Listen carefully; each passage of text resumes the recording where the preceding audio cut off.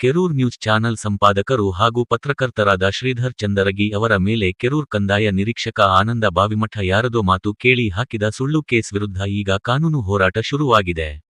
ಹೌದು, 1 ಲಕ್ಷ ಹಣಕ್ಕೆ ಬೇಡಿಕೆ ಮತ್ತು ಜೀವ ಬೆದರಿಕೆ ಹಾಗೂ ಕರ್ತವ್ಯಕ್ಕೆ ಅಡ್ಡಿ ಎಂದು ಆನಂದ್ ಬಾವಿಮಠ ಬೇರೆಯವರ ಮಾತು ಕೇಳಿ ಶ್ರೀಧರ ಚಂದರಗಿ ಅವರ ಮೇಲೆ ಸುಳ್ಳು ಕೇಸ್ ಹಾಕಿದ್ದಾನೆ. ಈಗ ಅವರು ಹಾಕಿದ ಸುಳ್ಳು ಕೇಸ್ ಅವರಿಗೆ ತಿರುಮಂತ್ರವಾಗಿದೆ.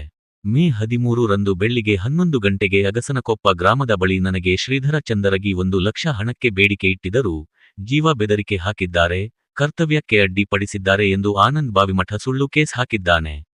ಅದೇ ಮೇ 13 ರಂದು ಬೆಳ್ಳಿಗೆ 11 ಗಂಟೆಗೆ ಶ್ರೀಧರ ಚಂದರಗಿ ಅವರು ಬಾಗಲಕೋಟೆ ನಗರದಲ್ಲಿ ಇದ್ದರು. ಅವರು ಇರುವ ಸ್ಥಳದಲ್ಲಿ ಸಿಸಿಟಿವಿ ವಿಡಿಯೋ ಮತ್ತು ಫೋಟೋ, ಪ್ರತ್ಯಕ್ಷ ಸಾಕ್ಷಿಗಳು ಮತ್ತು ಇತರ ಸಾಕ್ಷಿ ಸಂಗ್ರಹಣೆ ಮಾಡಿ ಈಗ ಸುಳ್ಳು ಕೇಸ್ ಹಾಕಿದ್ದಾರೆ ಎಂದು ಶ್ರೀಧರ ಅವರು ಆನಂದ ಬಾವಿಮಠ ಸೇರಿ 7 ಜನರ ವಿರುದ್ಧ ಬೆಂಗಳೂರಿನ ಲೋಕಾಯುಕ್ತ ಕಚೇರಿಯಲ್ಲಿ ದೂರು ಸಲ್ಲಿಸಿದ್ದು, ಹಾಗೆ ರಾಜ್ಯ ಮಾನವ ಹಕ್ಕುಗಳ ಆಯೋಗಕ್ಕೂ ಕೂಡ ದೂರು ನೀಡಿದ್ದಾರೆ.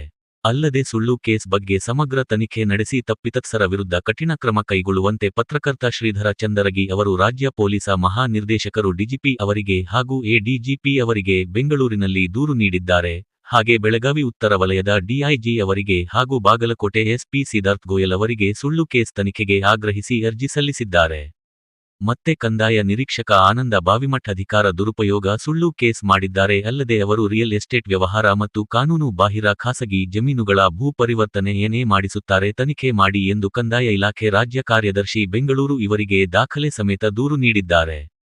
ಅಲ್ಲದೆ ಸುಳ್ಳು ಕೇಸ್ ಹಾಕಿದ ಬಗ್ಗೆ ಕೋರ್ಟ್ನಲ್ಲಿ ಆನಂದ ಬಾವಿಮಠ್ ವಿರುದ್ಧ ಖಾಸಗಿ ದೂರು ನೀಡಲು ಪತ್ರಕರ್ತ ಶ್ರೀಧರ ಚಂದರಗಿ ಅವರು ತಯಾರಿ ನಡೆಸಿದ್ದಾರೆ. ಇಂತಹ 10 ಸುಳ್ಳು ಕೇಸ್ ಹಾಕಿದ್ರೂ ಯಾರೂ ಭಯಪಡಲ್ಲ.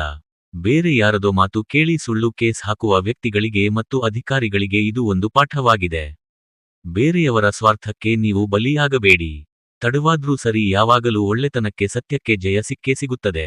ಅವುಗಳ ನಡುವೆ 1 ಲಕ್ಷ ಅಲ್ಲ, ಒಂದೇ 1 ರೂಪಾಯಿ ಹಣಕ್ಕೆ ಬೇಡಿಕೆ ಇಟ್ಟ ಬಗ್ಗೆ ಕೆರೂರ ಜನರ ಮುಂದೆ ಸಾಕ್ಷಿ ಕೊಟ್ರೆ ಪತ್ರಕರ್ತ ವೃತ್ತಿಯಿಂದ ಸ್ವಯಂ ನಿವೃತ್ತಿ ತೆಗೆದುಕೊಳ್ಳುತ್ತೇನೆ, ಅಲ್ಲದೆ ಕೆರೂರನ್ನೇ ಬಿಟ್ಟು ಹೋಗುತ್ತೇನೆ ಎಂದು ಶ್ರೀಧರ ಚಂದರಗಿ ಅವರು ಸುಳ್ಳು ಕೇಸ್ ಮಾಡಿದ ಆನಂದ್ ಬಾವಿಮಠ್ಗೆ ನೇರ ಸವಾಲ್ ಹಾಕಿದ್ದಾರೆ.